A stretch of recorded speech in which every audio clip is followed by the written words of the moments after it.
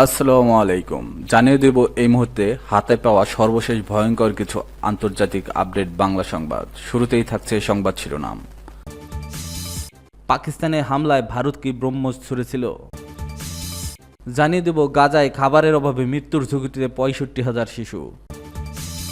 এরপর রয়েছে যুদ্ধবিরতি হলেও সিন্ধু পানি চুক্তি স্থগিত নিয়ে অনড় ভারত। সর্বশেষ থাকছে পাকিস্তানের সামরিক ও প্রযুক্তিগত সক্ষমতার সামনে অপ্রস্তুত হয়ে পড়ে ভারত, জানিয়েছে ব্রিটিশ বিশ্লেষক। এখন শুনছিলেন সংবাদ শিরোনাম, এবার বিস্তারিত। প্রিয় দর্শক, আপনি যদি এই চ্যানেলে নতুন হয়ে থাকেন, ভিডিওটি দেখতে দেখতে চ্যানেলটি সাবস্ক্রাইব করে আমাদের সাথেই থাকুন। পাকিস্তানে হামলায় ভারত কি ব্রহ্মস ছুড়েছিল? রাজস্থানে ভারত পাকিস্তান সীমান্তের কাছে একটি ক্ষেপণাস্ত্রের টুকরা পাওয়া গেছে। এরপরে প্রশ্ন উঠেছে, পাকিস্তানের হামলার জবাবে ভারত কী ধরনের ক্ষেপণাস্ত্র ব্যবহার করেছিল? তারা কি শব্দের চেয়ে বেশি গতির ব্রহ্মস ক্ষেপণাস্ত্র ব্যবহার করেছিল? বিশেষত সন্ত্রাসী গোষ্ঠী জইশ-ই-মুহাম্মদের সদর দপ্তরও লক্ষ্য করে চালানো হামলা নিয়ে এই প্রশ্ন উঠেছে। ভারতীয় সংবাদ মাধ্যম ইন্ডিয়া টুডের প্রতিবেদনে বলা হয়েছে, রাজস্থানের সীমান্তবর্তী বিকানের প্রত্যন্ত এলাকায় ক্ষেপণাস্ত্রের বুস্টার ও নোজ ক্যাপের ধ্বংসাবশেষ পাওয়া গেছে। এগুলো ক্ষেপণাস্ত্র উৎক্ষেপণের একটু পরেই আলাদা হয়ে যায়।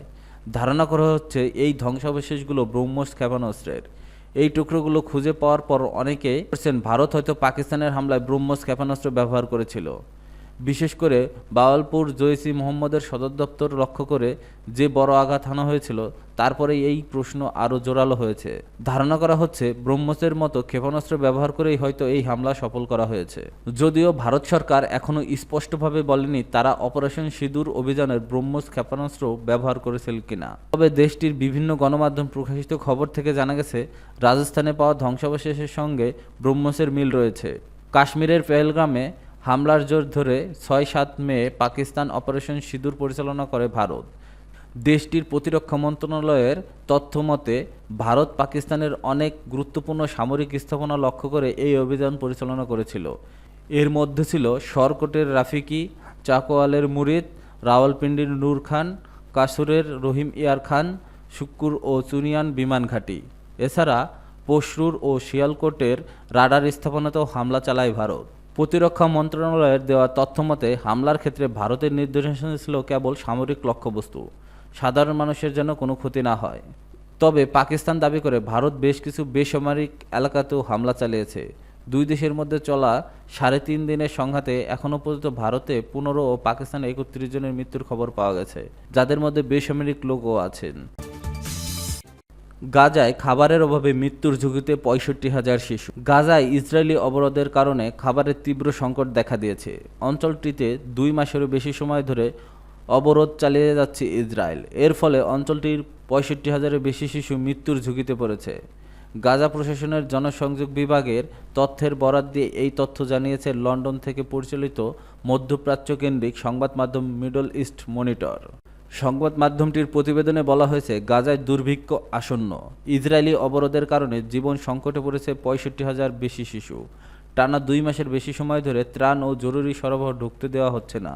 তেল আবিবের বিরুদ্ধে গণহত্যার অভিযোগ উঠেছে। গাজার জনসংযোগ বিভাগ এক বিবৃতিতে বলেছে, ইসরায়েল গাজার পরিকল্পিতভাবে দুর্ভিক্ষ তৈরি করছে। দেশটি বেসামরিক নাগরিকদের বিরুদ্ধে পদ্ধতিগত অপপ্রচার চালিয়ে যাচ্ছে। সীমান্ত ক্রসিং বন্ধ করে ৩৯,০০০ ট্রাক ভর্তি ত্রাণ, জ্বালানি ও ঔষধ ঢুকতে বাধা দেওয়া হচ্ছে। এটি আন্তর্জাতিক আইনে ব্যাপক লঙ্ঘন। বিবৃতিতে আরও বলা হচ্ছে, গাজার সব বেকারি গত ৪০ দিন ধরে বন্ধ। এতে বাসিন্দারা রুটি ও অন্যান্য খাবার থেকে বঞ্চিত হচ্ছেন।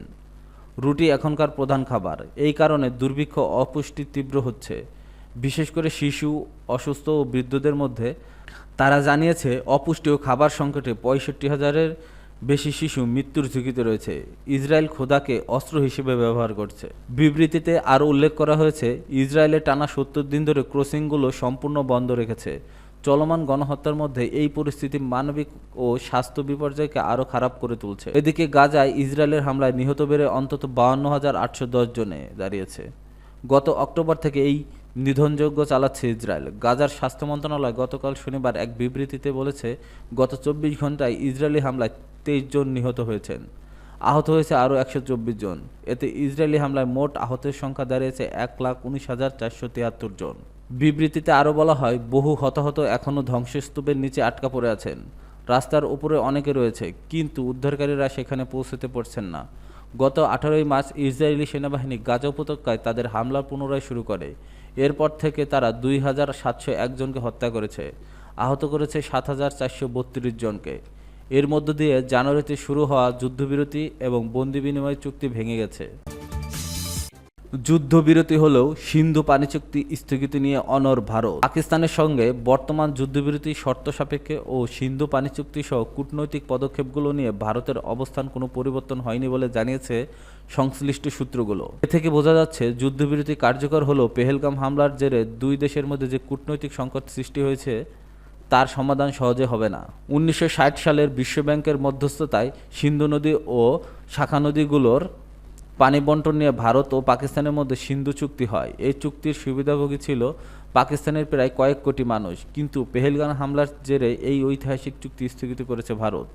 আশঙ্কা করা হচ্ছে এর ফলে পাকিস্তানে পানি সরবরাহ বন্ধ হয়ে যাবে, যা দেশের কোটি কোটি মানুষের জীবনে সরাসরি প্রভাব ফেলতে পারে। এই চুক্তি স্থগিত হলে ইতিমধ্যে চেনাব নদীর পাকিস্তান অংশ শুকিয়ে গেছে।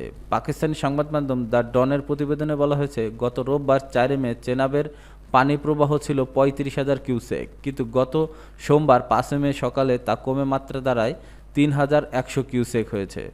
পাঞ্জাব সেচ বিভাগের এক জ্যেষ্ঠ কর্মকর্তা এ তথ্য নিশ্চিত করেছে। তিনি বলেছেন, রোববার ভারতীয় কর্তৃপক্ষ একতরফাভাবে চেনাব নদী থেকে পানি প্রত্যাহার শুরু করে। এই সিদ্ধান্ত নেওয়ার পর তারা ভাটির দিকে প্রায় পুরো চেনাব নদীর প্রবাহ বন্ধ করে দিয়েছে। নাম প্রকাশে অনিচ্ছুক ওই কর্মকর্তা ক্ষোভ প্রকাশ করে বলেন, বর্তমান ভারত আমাদের জল ব্যবহার করছে। তারা তাদের বাঁধ ও জলবিদ্যুৎ প্রকল্পগুলো ভরাট করছে, যা চেনাব অববাহিকায় অবস্থিত। তিনি বলেন, সিন্ধু পানি চুক্তির একটি গুরুতর লঙ্ঘন, তারা এমন কাজ করতে পারে না। এদিকে 4 দিনের সংঘর্ষের পর আজ ভারত পাকিস্তান যুদ্ধবিরতির প্রথম ঘোষণা আসে যুক্তরাষ্ট্রের প্রেসিডেন্ট ডোনাল্ড ট্রাম্পের পক্ষ থেকে। শনিবার বিকেল 5টা 35 ট্রুথ সোশ্যালে এক পোস্টে তিনি দাবি করেন, দীর্ঘ রাতের আলোচনার পর এ চুক্তি সম্ভব হয়েছে। এই যুদ্ধবিরতির মধ্যস্থতাকারী দেশ যুক্তরাষ্ট্র। তবে ভারত ও পাকিস্তানের মধ্যে যুদ্ধবিরতির ঘোষণা দেওয়ার মাত্র কয়েক ঘন্টা পর জম্মু ও কাশ্মীরের শ্রীনগর শহরে বিস্ফোরণের শব্দ শোনা গেছে। আজ শনিবার সন্ধ্যা 9:30টার দিকে এক্সে প্ল্যাটফর্মে এ খবর দেন জম্মু ও কাশ্মীরের মুখ্যমন্ত্রী ওমর আবদুল্লাহ। পাকিস্তানের সামরিক ও প্রযুক্তিগত সক্ষমতার সামনে অপ্রস্তুত হয়ে পড়ে ভারত, জানিয়েছে ব্রিটিশ বিশ্লেষক। ব্রিটিশ নিরাপত্তা ও প্রতিরক্ষা বিশ্লেষক অধ্যাপক মাইকেল ক্লার্ক বলেছেন, পাকিস্তান তাদের সামরিক সরঞ্জাম ও প্রযুক্তিগত সক্ষমতা দিয়ে ভারতকে অবাক করে দিতে পেরেছে। পাকিস্তানের সক্ষমতার সামনে ভারত অনেকটাই অপ্রস্তুত অবস্থায় পড়ে গিয়েছিল বলে মনে করেন তিনি। ব্রিটিশ সংবাদ মাধ্যম স্কাই নিউজকে দেওয়া এক সাক্ষাৎকারে তিনি এই কথা বলেন। ক্লার্ক বলেন, ভারত সম্ভবত পাকিস্তানের এই শক্তি প্রদর্শনকে ঝুঁকি নেওয়ার লক্ষণ হিসেবে দেখবে। অধ্যাপক ক্লার্ক বলেন, পাকিস্তান যে সামরিক সরঞ্জাম ব্যবহার করছে তা দেখে ভারতীয়রা হয়তো খানিক অপ্রস্তুত অবস্থায় পড়ে গিয়েছিল।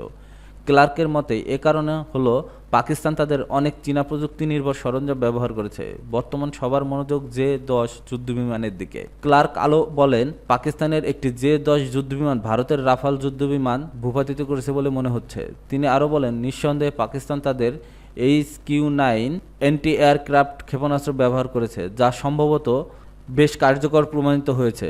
আমার মনে হয় চীনা সরঞ্জামের সঙ্গে পাকিস্তানের যে প্রযুক্তিগত দক্ষতা অর্জন করেছে তা দেখে ভারতীয়রা হয়তো বিস্মিত হয়েছে। তবে পাকিস্তানের সেনাপ্রধান জেনারেল আসিম মুনিরের যুদ্ধংদেহী মনোভাব দেখে তারা অবাক হয়নি, কারণ তারা এটাই আশা করেছিল বলেও মন্তব্য করেন ক্লার্ক। তিনি বলেন, ভারতের